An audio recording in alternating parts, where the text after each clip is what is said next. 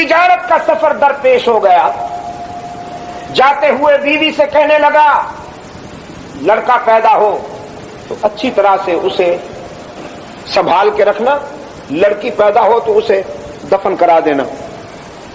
ایک عرصے کے بعد واپس لوٹا, گھر میں بیٹھا ہے. بیوی نے کہا کہ بچی ہوئی تھی, دفن کر دی گئی تھی. کہنے لگا حضور ایک دن میں اپنے گھر میں بیٹھا تھا, ایک بچی میرے گھر میں آئی. اس کے چہرے میں اتنی کشش تھی کہ میں نظر ہٹا نہیں سکتا تھا اس سے, اور اس کی گفتگو میں اتنی پذیرائی تھی, اتنی کشش تھی کہ وہ جب بولتی تھی تو اس کی گفتار شبنم کے ٹھنڈے قطروں کی طرح میرے دل پہ گرتی تھی. اور حسرت کے لہجے میں بیوی سے کہنے لگا یہ کس کی بچی ہے, وہ والدین کتنے خوش نصیب ہیں.